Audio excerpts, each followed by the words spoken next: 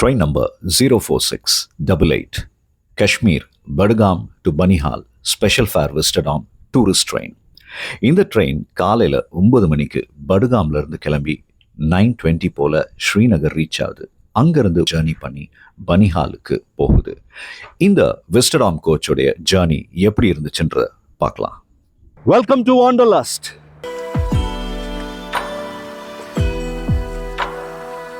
ஸ்ரீநகரில் ரயில்வே ஸ்டேஷனுக்கு பக்கத்துலேயே ஒரு அகாமடேஷன் எடுத்துக்கிட்டேன். ஸோ விடிய காத்தால் ஒரு 8 மணிக்கு இங்கேருந்து கிளம்பி ரயில்வே ஸ்டேஷனை நோக்கி பிரயாணம் ஆரம்பித்தாச்சு.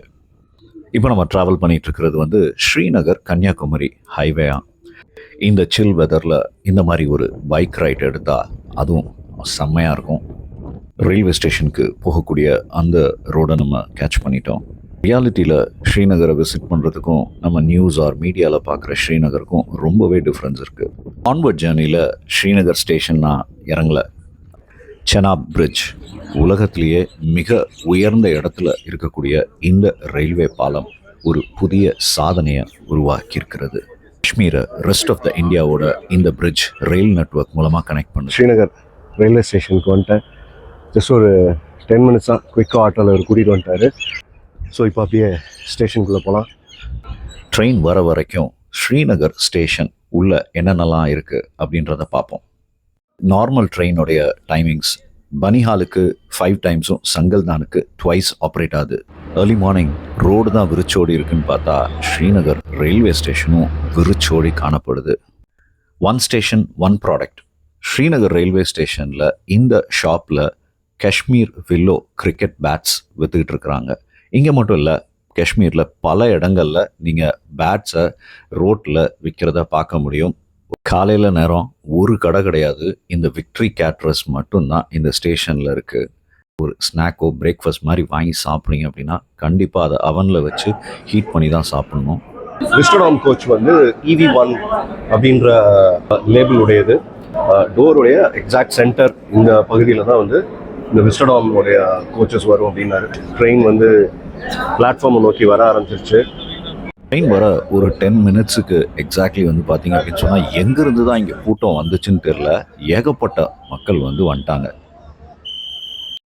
ஃபர்ஸ்ட் டைம் ஒரு விஸ்டடாம் கோச்சில் ட்ராவல் பண்ணுறேன். ஆம்பியன்ஸ் சூப்பராக இருக்குது.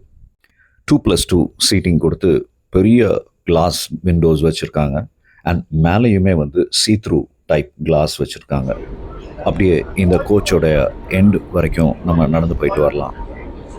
இந்த ட்ரெயினில் இந்த ஒரு கோச் மட்டும்தான் விஸ்டடாம் டைப். மீதி எல்லாமே நார்மல் கோச். லக்கேஜ் வச்சுக்கிறதுக்கு அந்த மாதிரி ரேக் வச்சுருக்காங்க. ஸோ என்னுடைய பேக்கை இந்த ரேக்கில் நான் வச்சுட்டேன். இந்த ரேக்ஸ் செப்பரேட்டாக வைக்கிறதுனால நம்பர் ஆஃப் சீட்ஸ் கம்மியாகும். அதனால இந்த டிக்கெட் ஃபேர் ஜாஸ்தியாகவும் இருக்குது. அண்ட் இந்த டோர்ஸ் பாருங்கள், டச் பட்டன் சிஸ்டம் வச்சு ஆப்ரேட் ஆகுது. ஜென்ரல் கோச் மக்கள் இந்த விஸ்டடாம் கோச்சுக்குள்ளே வராதபடிக்கு ஷட்டர் போட்டிருக்காங்க. ஃபர்ஸ்ட் கிளாஸ் ஏசி கோச்சில் இருக்கக்கூடிய ரெஸ்ட் ரூம்ஸை கம்பேர் பண்ணும்பொழுது இந்த விஸ்டடாம் கோச்சஸுடைய ரெஸ்ட் ரூம் லுக்ஸை நீங்களே பாருங்கள். வால் ஃபுல்லாக கலர்ஃபுல் டைல்ஸ், உள்ளுக்குள்ளே ஃபேன், அதுக்கப்புறம் லைட்டிங் இருக்கக்கூடிய இந்த மிரர்.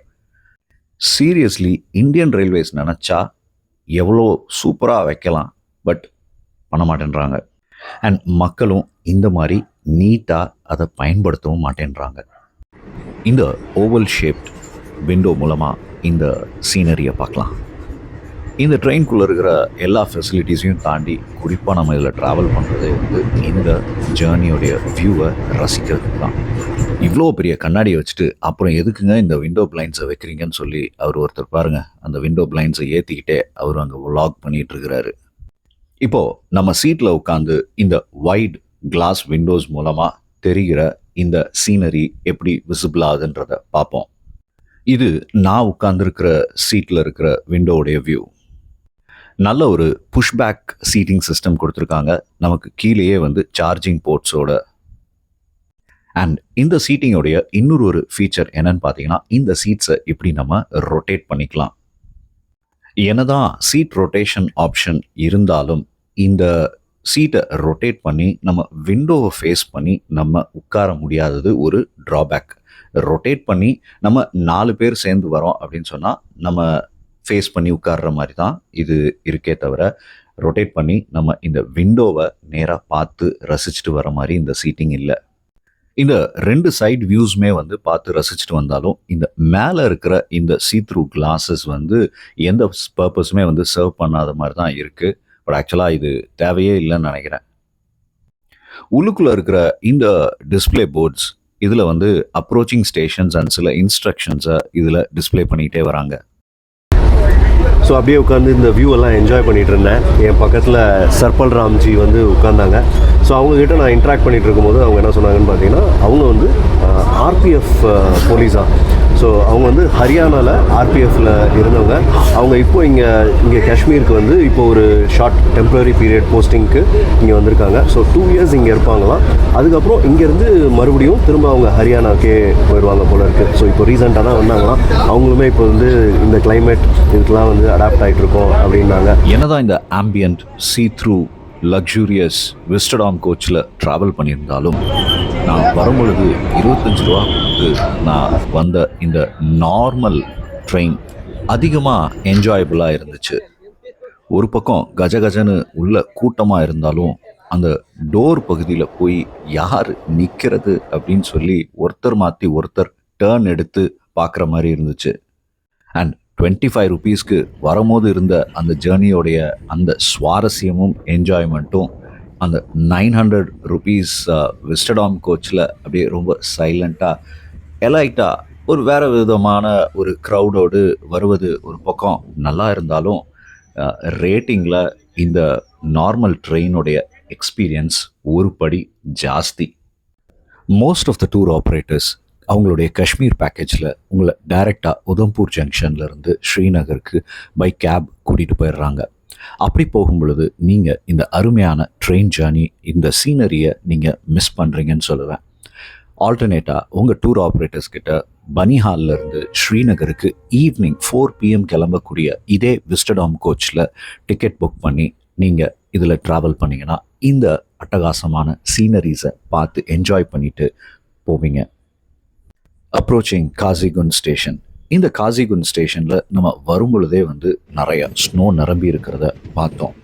அண்ட் இந்த ஸ்டேஷன் தாண்டி கொஞ்சம் தூரத்தில் காசிகுண்ட் டனல் வந்துடும். அந்த டனலுக்கு அந்த சைடில் ஸ்னோவை பார்க்க முடியாது. காஷ்மீரில் ஸ்னோவை ரொம்ப பக்கத்தில் பார்த்து என்ஜாய் பண்ண ஆரம்பித்த இடம் காசிகுண்ட். அந்த இடத்துலேருந்து குல்மார்க் போய் ஸ்னோலெல்லாம் விளையாண்டுட்டு மறுபடியும் இந்த காசிகுண்டை நம்ம கடந்து போய்கிட்டு இருக்கிறோம்.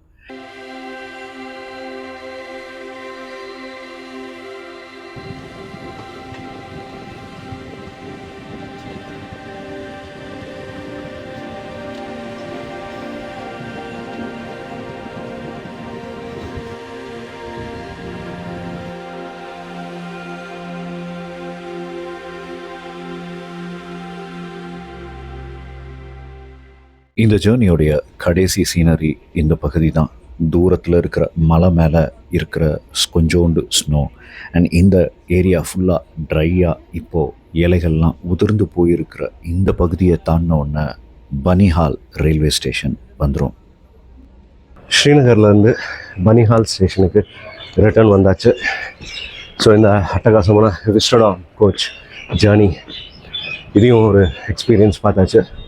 இந்த ஸ்டேஷனுடைய பிளாட்ஃபார்ம் பிரிட்ஜிலிருந்து எந்த சைடு திரும்பி பார்த்தாலும் சீனரிஸ் அட்டகாசமாக அழகாக இருக்குது.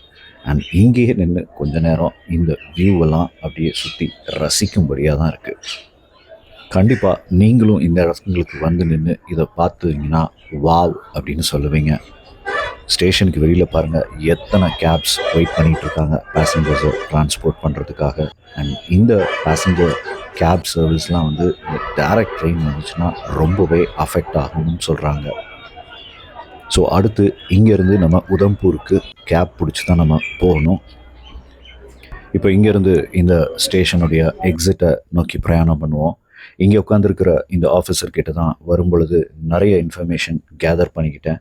இப்போது ஸ்டேஷனை விட்டு எக்ஸிட் ஆகி அடுத்து இந்த ஸ்டேர்ஸ் வழியாக இறங்கி கீழே போய் வண்டி பிடிக்கணும். அண்ட் அடுத்து நம்ம இந்த ரோட் ட்ரிப்பில் நம்ம எந்தெந்த பாதைகள் வழியாக நம்ம கடந்து போகணுன்றதை பார்க்கலாம்.